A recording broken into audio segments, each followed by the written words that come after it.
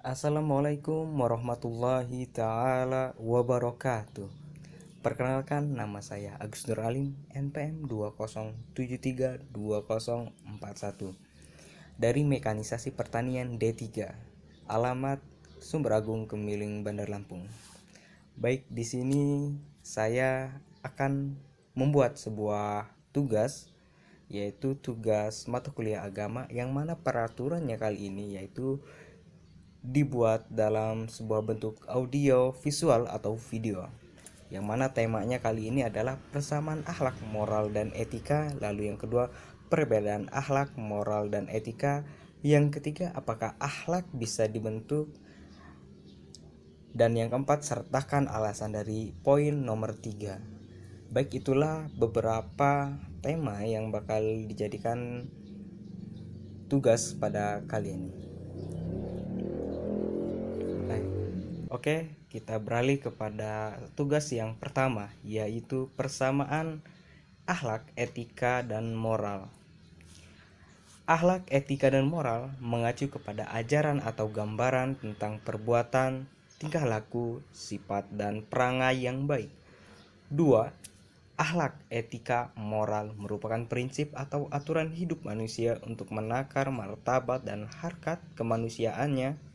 Lalu yang ketiga, akhlak, etika, moral seseorang atau kelompok orang tidak semata-mata merupakan faktor keturunan yang bersifat tetap, statis, dan konstan, tetapi merupakan potensi positif yang dimiliki setiap orang. Lalu yang kedua adalah perbedaan.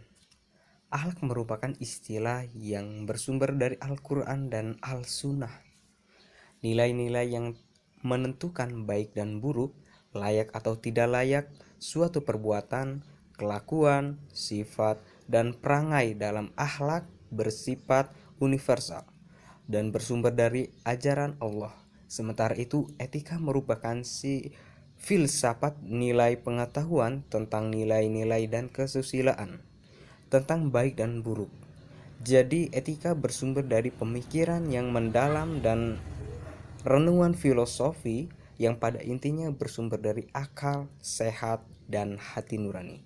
Etika bersifat temporer, sangat tergantung kepada aliran filosofi yang menjadikan pilihan orang-orang yang menganutnya. Bisakah akhlak itu dibentuk? Jawabannya yakni bisa.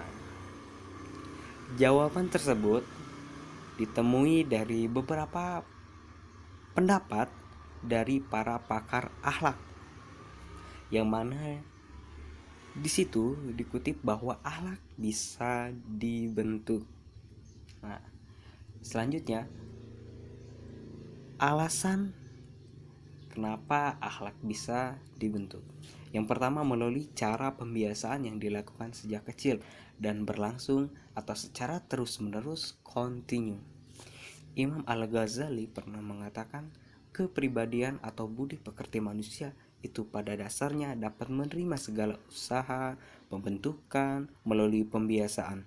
Jika seorang menghendaki agar ia menjadi orang yang pemurah, maka ia harus membiasakan dirinya melakukan pekerjaan yang bersifat pemurah, hingga murah hati, murah atau ringan tangan untuk membantu, sehingga murah hati itu menjadi tabiatnya yang mendarah daging atau kebiasaannya. Lalu yang kedua itu menggunakan cara integrasi. Pembinaan akhlak haruslah terintegrasi dengan ajaran Islam lainnya, misalnya terintegrasi dengan rukun Islam atau rukun iman. Sebagai contoh, rukun Islam yang pertama yakni mengucapkan 2 kalimat syahadat. Kalimat tersebut mengandung pernyataan bahwa selama hidupnya manusia itu hanya tunduk dan patuh kepada aturan Allah Subhanahu wa taala dan Rasulullah sallallahu alaihi wasallam. Aturan Allah dan Rasulullah SAW jika dipatuhi, jelas orang mematuhinya akan menjadi orang yang baik atau berakhlak baik.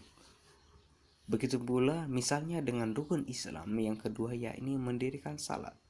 Salat yang diwajibkan 5 kali dalam sehari, selama pada hakikatnya menghantar orang yang mendirikannya terhindar dari perbuatan keji dan mungkar.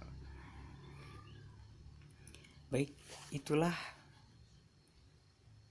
beberapa penjabaran tentang perbedaan, persamaan, pembentukan akhlak atau alasan akhlak terbentuknya akhlak. Itu cukup sekian. Apabila masih banyak kesalahan dalam menjabarkan atau menjelaskan, saya mohon maaf kepada Allah, saya mohon ampun. Saya akhiri, wabillahi taufiq wal hidayah. Wassalamualaikum warahmatullahi taala wabarakatuh.